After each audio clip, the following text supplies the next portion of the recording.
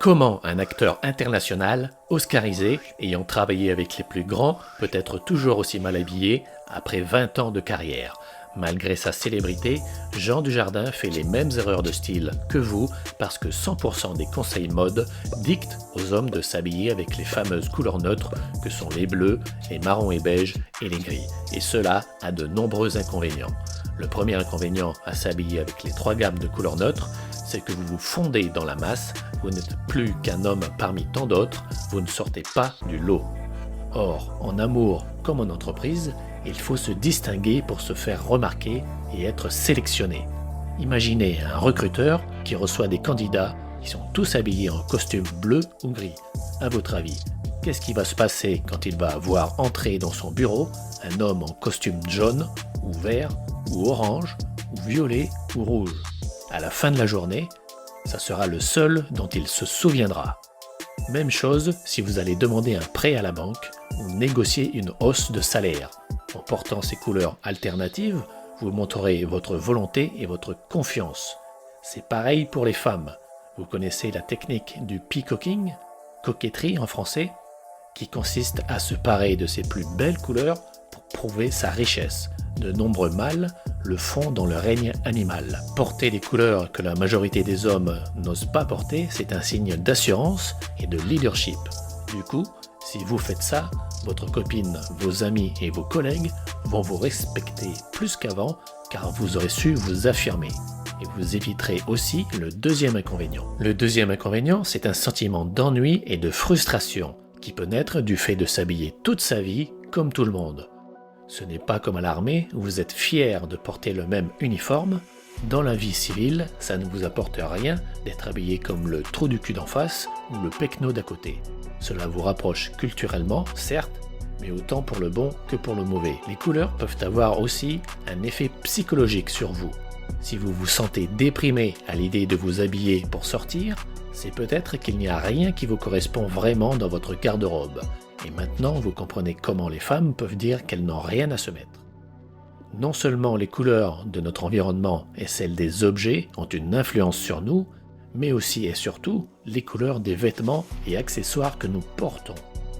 Vous avez, je pense, déjà entendu parler de l'effet de la savane et aussi de l'effet du bleu qui augmente la concentration au bureau mais qui empêche de dormir dans la chambre. En fait, chaque couleur est liée à une émotion différente. Le rouge, c'est la couleur de la passion et de la vigueur. L'orange donne un sentiment d'enthousiasme et d'énergie. Le jaune est la couleur de la joie et de la spontanéité. Le vert est la couleur de l'optimisme et du renouveau. Le bleu est la couleur du calme et de la sérénité. Le violet est la couleur qui stimule la créativité. Le rose est une couleur ludique et romantique.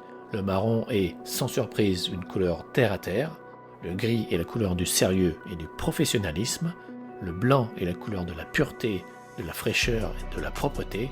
Le noir est une couleur sérieuse et sophistiquée. Plutôt que de vous dire à vous-même quelle couleur vous devriez porter, demandez-vous quelle couleur vous avez envie de porter. Quelle image de vous souhaitez transmettre? Quelle première impression voulez-vous laisser à ceux que vous rencontrez? Voulez-vous être le mec en gris, en marron beige, en bleu, ou le mec en vert, en jaune, en orange, en rouge, en violet, en noir, en blanc? Quelle est votre marque personnelle, c'est-à-dire en quelle couleur se traduit votre personnalité? Est-ce que vous vous reconnaissez dans les couleurs neutres ou pas? Là, je sens que vous allez vous demander quelle est la mode en ce moment. Saviez-vous qu'il y a une tendance de fond qui a débuté il y a quelques années et qui pousse les stylistes à inclure dans leur création des couleurs plus variées et plus vives que les 3 neutres? Donc si vous aviez peur d'être le premier à faire un pas en avant, rassurez-vous, il y a de plus en plus d'hommes qui osent être eux-mêmes, même si les professionnels de l'habillement ne leur facilitent pas la tâche. Depuis un siècle, ils persistent à habiller les hommes en bleu, en marron beige et en gris. Leurs arguments sont que, numéro 1, ces couleurs vont à tout le monde, et numéro 2, il est plus difficile de savoir si les autres couleurs nous vont bien. Traduction, ils ont très peur d'être mal habillés, c'est-à-dire d'être jugés par les autres, alors ils restent dans leur zone de confort chromatique. Je vais vous montrer que ces arguments sont faux et que cette posture de refuge est néfaste à votre épanouissement. Tous les marrons et tous les bleus et tous les gris ne vont pas à tout le monde. Donc conseiller ces 3 couleurs en prétendant qu'elles sont universelles est un mauvais conseil. La réalité, c'est que certains marrons, certains bleus et certains gris vont à certaines personnes. Elles ne sont pas plus universelles que d'autres. De plus, certaines de ces 3 couleurs sont absentes dans certaines saisons.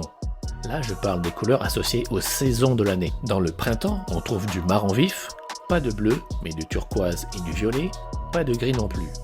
Dans l'été, on trouve des bleus clairs, des marrons clairs, des gris clairs. Dans l'automne, on trouve des marrons chauds, c'est pas une blague, des turquoises et des violets chauds, et pas de gris. Dans l'hiver, on trouve des bleus sombres, des marrons sombres, des gris sombres.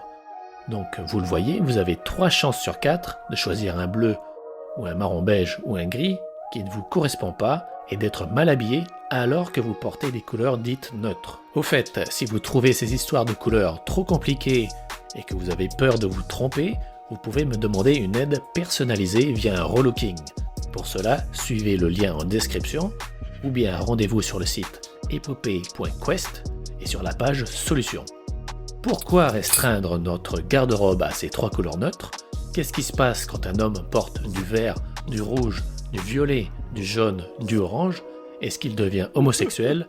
Est-ce que sa copine le quitte ? Ses amis se moquent de lui et son patron le vire ? En fait, c'est l'inverse. Ce sont les couleurs neutres qui vont vous causer le plus de tort. Un autre inconvénient des couleurs neutres, c'est que ces couleurs peuvent ne pas convenir à votre teint. Vous allez me dire qu'il y a tellement de bleus différents qu'on peut toujours trouver le bon. Eh bien en fait, non. Je vous invite à aller voir les catégories chemises bleues sur les boutiques des grandes marques comme Uniqlo, Zara, H&M et vous vous apercevrez qu'il y a très peu de teintes différentes de bleu disponibles et qu'il y a essentiellement des bleus pastels et des bleus profonds. Rien d'autre. En plus d'être disharmonieuses, les mauvaises couleurs peuvent vous donner l'air fatigué, malade et même vieilli. Les professionnels ont une responsabilité là-dedans. Recommander de s'habiller avec des couleurs neutres, c'est comme si le gouvernement recommandait de manger du blé, des pommes et du lait, et que les fabricants suivaient ces recommandations pour ne proposer dans les supermarchés que des produits à base de blé, de pommes et de lait. Si ces produits sont bons, pris séparément, le fait de ne consommer que ces produits va nuire à votre santé sur le long terme. C'est la même chose avec les couleurs. Il faut varier les couleurs pour rester en bonne santé psychique. Vous comprenez donc que lorsque les experts en habillement recommandent des couleurs neutres, alors les marques fabriquent des vêtements dans ces couleurs neutres et les magasins vendent ces vêtements. Les hommes à qui on a recommandé ces couleurs vont les acheter dans les magasins qui les vendent et ainsi la boucle est bouclée. Trouver des vêtements d'autres couleurs requiert un effort et les porter aussi, car tous les hommes s'habillent déjà dans les couleurs neutres, ce qui crée une norme à respecter.